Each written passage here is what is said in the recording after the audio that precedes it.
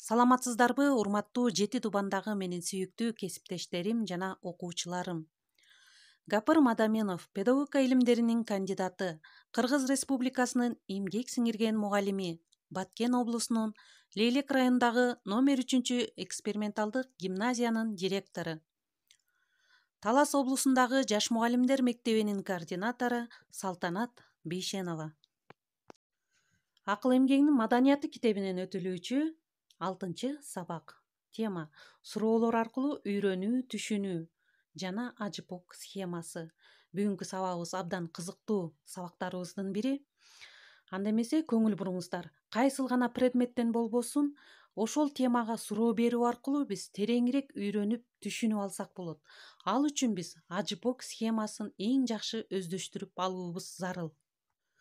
Көңүл буруңуздар, ажыпок деген эмне? Адам, жаратылыш, предмет, проблема, окуя, кубулуш деп чечмеленет. Бул жерде 37 суроо бар.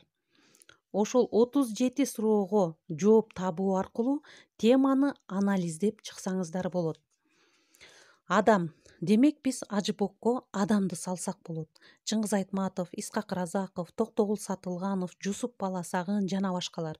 Ошондой эле жаратылышты салсак болот. Предметти, кандайдыр бир каалаган бир проблеманы салсак болот. Окуяларды, кубулуштарды салсак болот. Ар бир предметке ылайыкташтырылып берилген суроолору дагы бар бул жерде. Ошол суроолорго жооп табуу аркылуу эле теманы эң жакшы, терең өздөштүрүп алсак болот.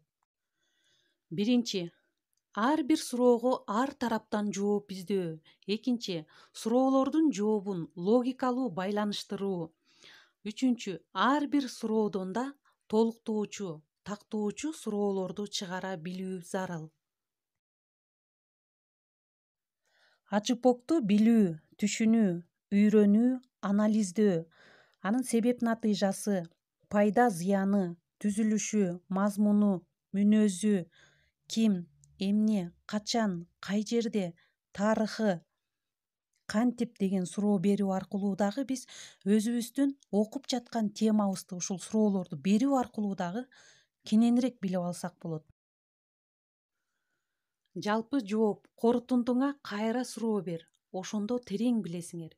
Кээде 1-2 суроо менен ажыпок түшүнүктүү болот. Ал эми айрым учурда 5-6 суроо менен да түшүнүктүү болот. 37 суроонун баарына жооп берүү шарт эмес. Ошол темага байланыштуу гана суроолорду алышыбыз керек. Анда эмесе кийинки мисалга көңүл буруңуздар. Ажыпок схемасына салынган. Аты Жусуп Баласагын, келип чыгышы 2016 жылы Баласагын шаарында туулган. Касиети билимдүү болгон. Максаты китеп жазуу жана куталчу билим китеби аркылуу адамдардын пейилин өзгөртүү. Пайдасы куталчу билим китеби аркылуу азыркы учурга чейин адамдар пайдаланып келишүүдө. Акылы акылман, ойчул инсан болгон. Каршылыгы тарбиясы жок, билимсиз балдарды жактырчу эмес.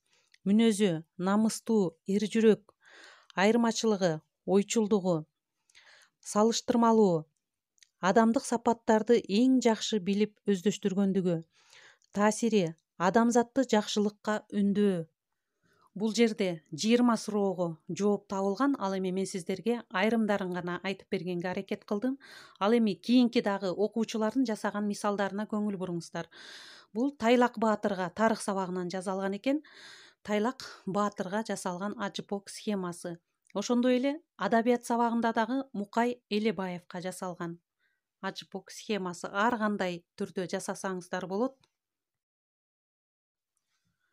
Биз канча суроо берип ажыпокту үйрөнсөк, ошончолук аны терең, ар тараптан билген болобуз.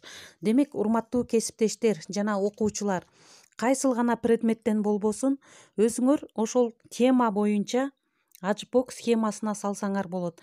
Мейли биология сабагыбы, тарыхпы, географиябы, физика сабагыбы, химия сабагыбы, кайсыл гана предметтен болбосун, ажыпок схемасына салсаңар, ошончолук теманы терең өздөштүргөн болобуз.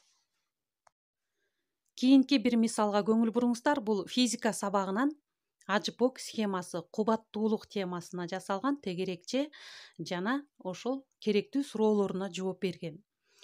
Урматтуу кесиптештер жана окуучулар, сиздер кайсыл гана предметтен ажпок схемасын жаза алаңыздар, сөзсүз түрдө кандайдыр бир таблицанын ичине алыңыздар. Мейли ал көп бөлөкчө болобу, карабелдин ичинде болобу, тегерекче болобу, сөзсүз түрдө схемага, таблицага алып жазсаңыздар абдан жакшы болот. Анан ошол жердеги 37 суроонун баарына жооп берүү шарт эмес. Анын керектүүсүнө гана жооп берсеңиздер болот.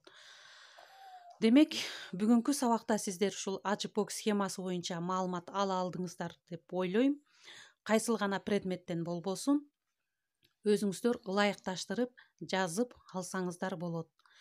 Көңүл бурганыңыздарга чоң рахмат. Кийинки сабактардан кездешкенче сак саламатта туруңуздар.